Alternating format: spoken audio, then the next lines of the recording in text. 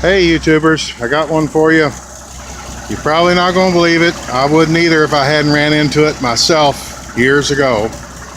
I worked at 4th Street Auto, and we had a lot of people that would buy cars on credit, and Mr. Baker would let them make payments. They were old back road junkers usually anyway, and a lot of times they didn't get completely paid off, but if you got enough money back on them to offset what the car was worth anyway, you kind of could lose a little to a person who wasn't paying real good. I'm making it a polite way of saying a lot of them didn't pay their bill.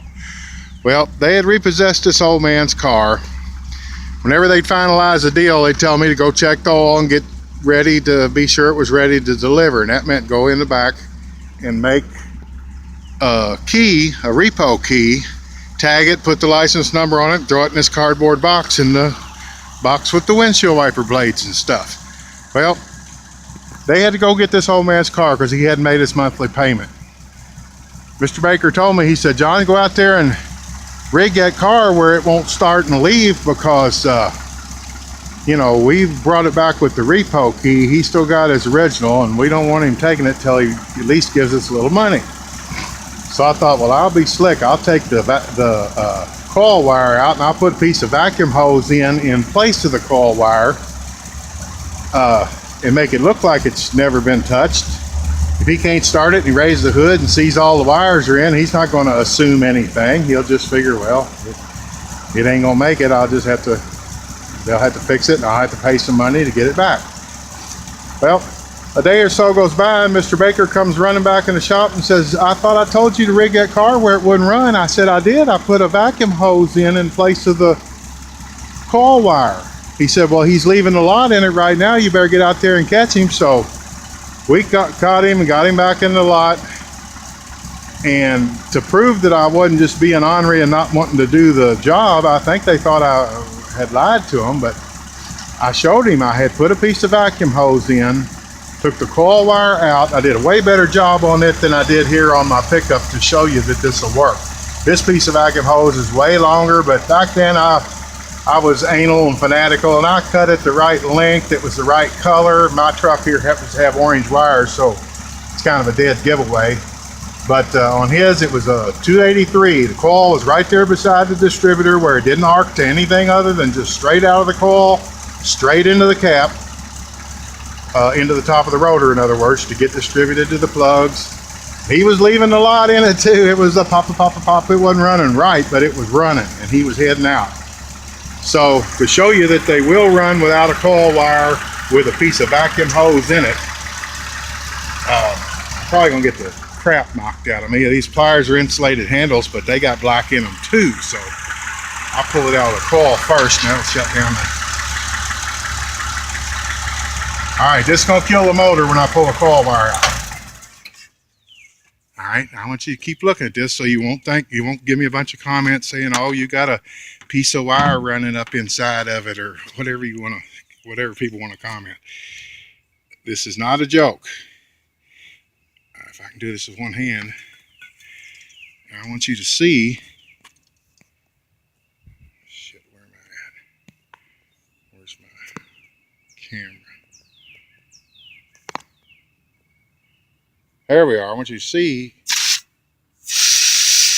the brake cleaner as it comes out this hose. That is not a coil wire. That's a black piece of vacuum hose. I brought out a whole bunch of choices in case this one didn't work.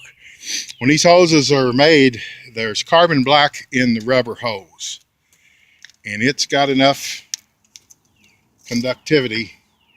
And something else that was in my favor, we had hose on a spool, brand new, so I just cut off a piece of the length that looked right,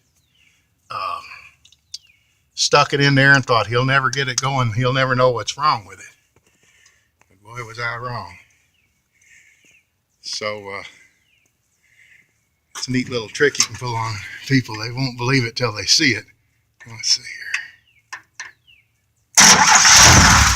Now that's running with my regular old coil wire the way it's supposed to. Hell, let's do it again. Ain't nothing wrong with this. Although now I done washed out the hose. pull my coil wire out. Well, we'll do an experiment here. We'll find out if washing the hose out with brake cleaner. Let's get the...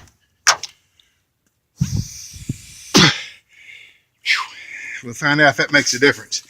I'm going to put it in here and make sure it's not getting close enough to any of the spark plug wires to jump to them, or it will kill it. Because the reason Mr. Montgomery's car, or whatever, I think it was Mr. Montgomery, the reason the car was pop, pop, pop as he was trying to leave, it was jumping on old 283. The coil was right about here, distributor was right in the middle, and the wire made a loop. Well, it was jumping from the wire to one of the windshield washer squirter tubes on that old 283, and that's why it was not hitting real good, but it was still powering it out the lot. All right, there it is with the same hose back in. Oh, I ain't as agile as I used to be. All right, there it is running with a vacuum hose again. I'll have to show my buddies up at McDonald's. I hang around with a bunch of old geezers up at McDonald's.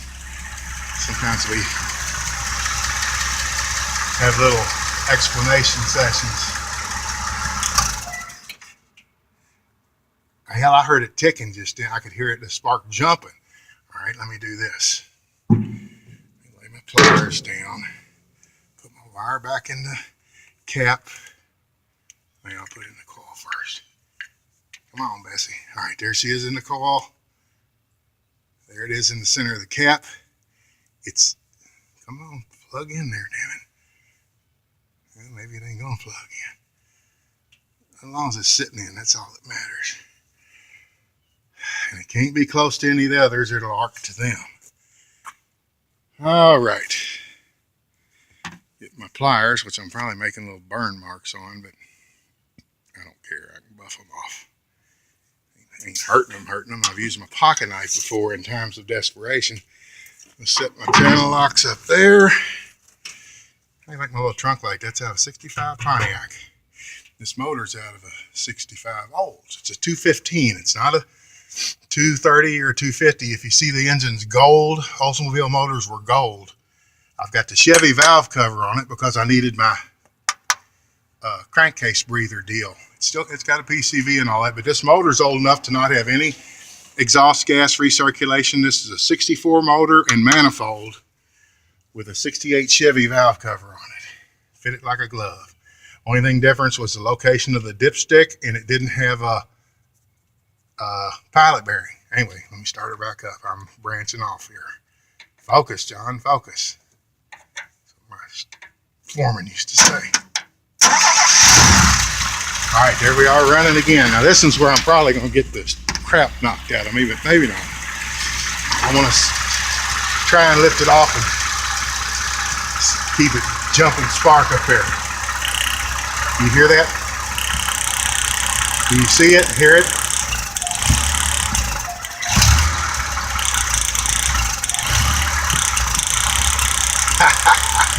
That's cool, I'll tell you. And I did this test. I worked at 4th Street Auto in 84. I left in about March of 84, I think. So it had to be before that we did this, but she's jumping right on through that black carbon. Now if I'd pulled this out of the distributor, I would take way more chance of getting shot, because it would still be hot coming to the black. But when I pull it out here, it breaks the hot. All right. I just thought y'all would like it. This will go in on YouTube under John Wade Motorized or Wade Made Motorized Mayhem on YouTube. Thanks for watching. I'm going to do one on a motorbike I got down and explained about, but I'm going to get it out here and get it running probably later on today. See if that thing still doesn't work. Is it working? Yeah, you just can't see it, but it is working. There we go. All right, thanks for watching.